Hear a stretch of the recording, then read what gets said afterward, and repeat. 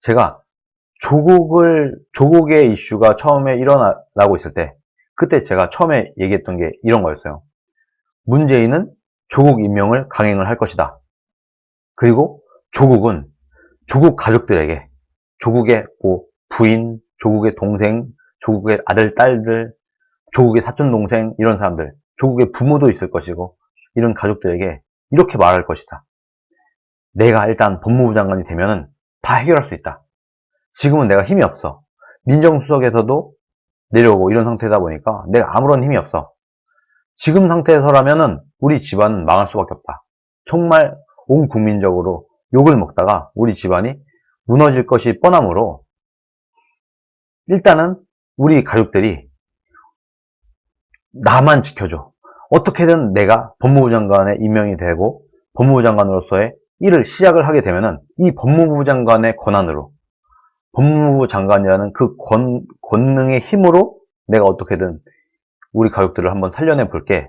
이런 식으로 조국은 조국의 가족들을 설득했을 것이다. 그러면은 조국 가족들은 가장이 그렇게 말하니까, 자신의 아들이, 자신의 형이, 자신의 남편이 그렇게 말하니까 알았다고. 그래, 그럼 일단 법무부 장관이 되고, 법무부 장관이 되고 난 다음에 그 힘을 이용해서 우리 가족을 다시 살려놔라. 우린 믿겠다.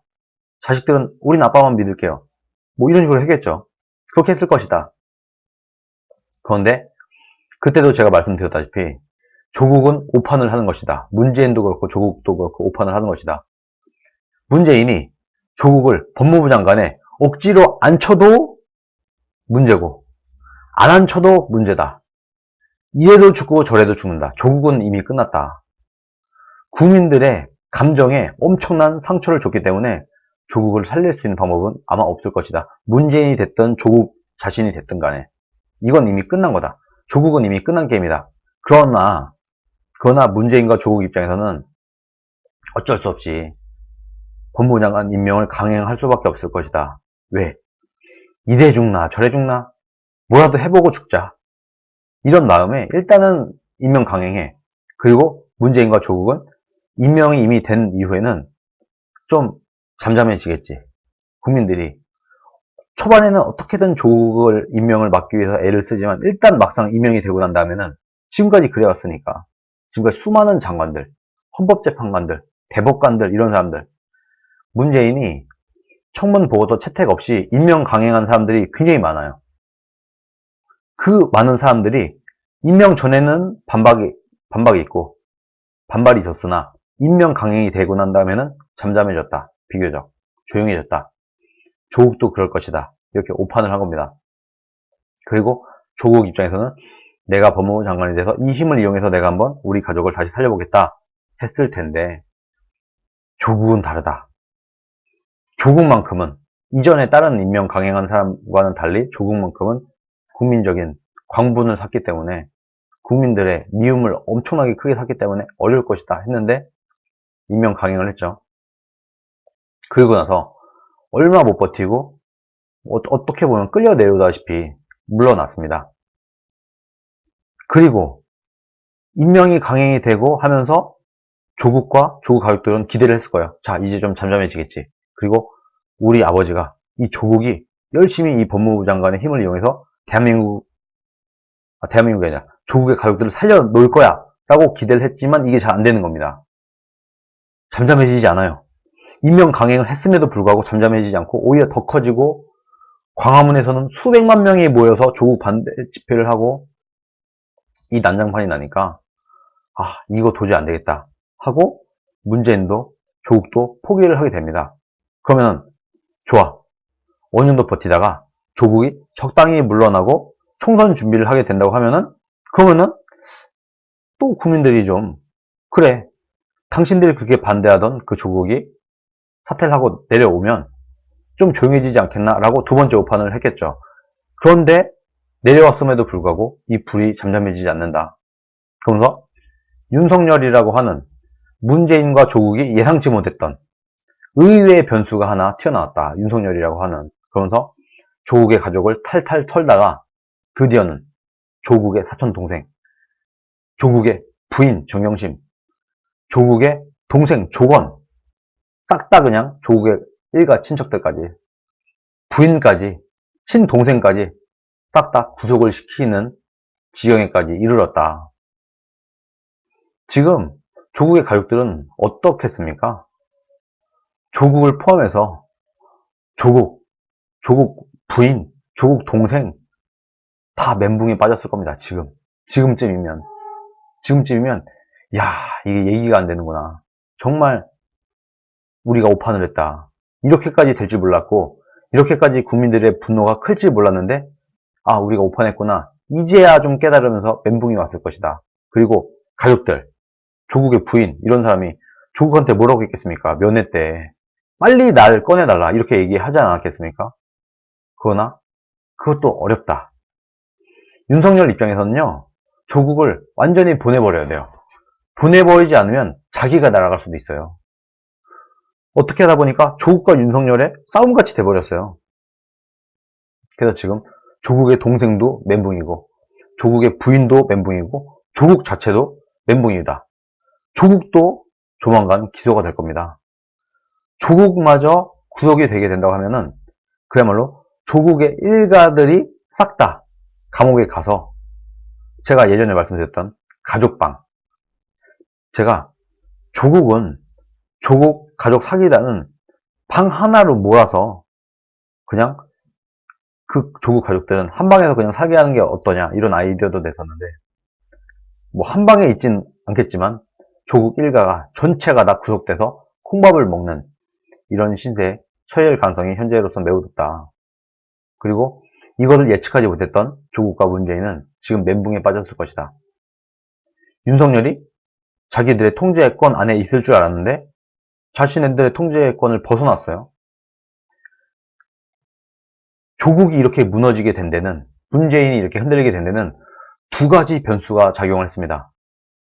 나머지는요, 야당의 반발, 뭐 이런 것들은요, 기본적으로 이 사람들이 다 예상을 했던 예상 범위 안에 있던 일들이에요. 그러나 문재인과 조국이 예상하지 못했던 두 가지 변수가 발생했다. 첫 번째는 윤석열이다. 윤석열이라고는 정말 예상치 못했던 일이 일어나면서 문재인과 조국이 흔들리기 시작했고, 두 번째 변수, 광화문에 정말 말도 못하게 많은 인파가 몰려들었다. 국민들의 분노가 하늘을 뚫고 지나갔다. 이 두 가지, 야당의 반발, 뭐 황교안, 나경원의 반발, 투쟁, 당연히 예상 범위 안에 있었을 거예요. 그러나 윤석열과 이 애국 시민들의 모임, 집회, 초대규모 집회는 아마 예상하지 못했을 것이다. 이 두 가지 변수가 오늘날 조국을 멘붕에 빠지게 만든 원동력이 되었다. 저는 그렇게 보고 있습니다. 지금 아마 조국은요, 조국의 와이프가 구속되면서부터 이미 무너졌을 겁니다. 멘탈이 무너졌을 거예요. 아무리 조국이라고 하더라도, 아무리 뻔뻔한 조국이라고 하더라도 자신의 아내가 감옥에 갔다. 이때 멘탈 유지를 하기는 굉장히 어려울 겁니다. 그래서 이미 이때 무너졌는데 조국의 동생까지 구속이 됐죠. 사법부를 장악을 했고, 지금 문재인 정권이 서슬퍼렇게 정권의 힘이 살아있으므로 괜찮을 줄 알았을 텐데 분명히 그렇게 생각했을 거예요. 그러나 오판이었다. 그게 아니었다. 판사들도 정권의 눈치도 보지만 국민들의 눈치를 봅니다. 정권 눈치 보다가 정권은 임기가 정해져 있어요. 국민들은 임기가 없습니다. 우리 국민들은 대한민국에 100년, 200년 계속 살고 있게 돼요.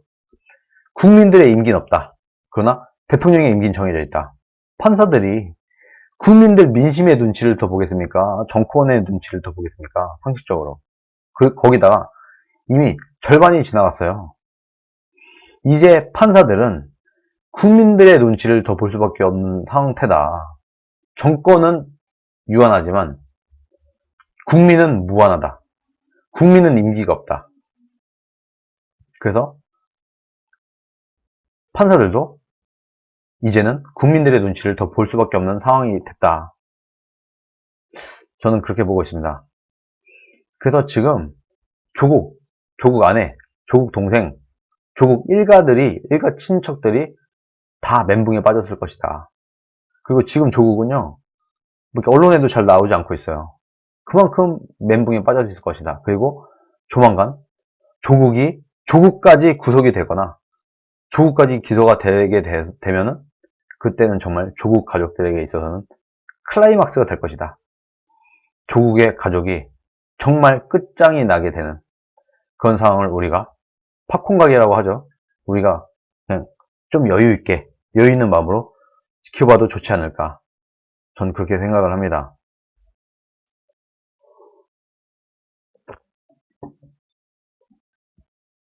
조국은 제가 몇 번 말씀드렸지만 일단 기본적으로 허언증이 있어요.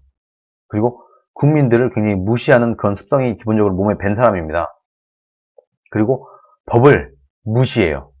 제가 유튜브 방송 초기부터 제가 말씀을 드렸었는데, 문재인 정권에 있는 사람들은 대한민국 헌법과 대한민국 법에 대한 존중심이 없다. 왜? 대한민국을 태어나지 말았어야 될 나라. 대한민국을 싫어하는 사람이에요, 기본적으로. 조국, 문재인 이런 류의 사람들은요, 사회주의자, 친북 이런 사람들은요, 기본적으로 대한민국 헌법과 대한민국의 법치를 부정합니다. 그러다 보니까 헌법이나 법을 지키려는 그런 생각 자체가 없어요. 헌법? 어차피 개헌할 건데 뭐. 나는 개헌하고 싶어. 난 우리나라 대한민국 헌법 마음에 안 들어. 어차피 개헌해버려야 될 법이야. 근데 내가 왜 지켜? 법에 대한 존중심이 없는 겁니다. 지금 보세요. 온갖 위조, 편법, 불법, 위법 마구마구 저지르고 있습니다. 문재인 대통령도 그렇고 조국도 그렇고. 왜 그러는가? 이 헌법은, 대한민국의 헌법과 대한민국의 법률은 안 지켜도 돼. 이딴 거추장스러운 법들은 안 지켜도 돼. 내가 내 입맛에 맞게끔 다시 개헌을 하면 그 법이야말로 우리가 지켜야 될 법인 거지. 기존에 있던 이런 예전에 만들어놓은 내 마음에 들지 않는, 나는 거부하는 이 법은 난 지킬 필요가 없어. 그러니까 문제는 본인이 혁명정부라고 하는 겁니다. 혁명정부예요, 혁명정부. 우리는 아니라고 보지만 문재인과 조국 이런 사람들이 볼 때는 자신들의 정권은 혁명정권인 겁니다. 혁명정권의 특징은 이전 정권의, 이전 나라의 법치를 존중하지 않습니다. 헌법에 대한 존중심이 없어요, 기본적으로. 그래서 아주 예전부터 조국은 우리나라 법들을 그냥 유린한다. 우리나라 법을 어기는 것쯤은 그냥 눈 하나 깜짝 안 하고 하는 거예요. 법에 대한 존중심이 없기 때문에. 그래서 저는 지금 서울대에서 조국 교수 밑에서 법에 대한 공부를 배운 그 학생들이 너무나 불쌍하고 안타깝다. 그 법에 대한 존중심이 전혀 없고, 그러다 보니까 매번 법을 어기고 매번 법을 농간을 한 이런 조국이라는 사람이 이 법을 제대로 합리적으로 제자들에게 가르쳤을 리가 있겠습니까? 그래서 저는 조국은 교수를 해서는 안 된다. 이렇게 대한민국 법에 대한 존중심이 없는 사람은 대한민국의 법을 가르칠 자격이 없다. 저는 그렇게 봅니다. 그래서 조국이 멘붕에 빠진 거는 차치하고서라도 조국은 서울대에서도 우리가 끌어내려야 된다. 우리가 집회에 나갔을 때 뭐 문재인 퇴진 이걸 넘어서 조국 교수직에서도 내려와라, 물러나라, 이런 주장을 해야 된다고 저는 생각을 합니다.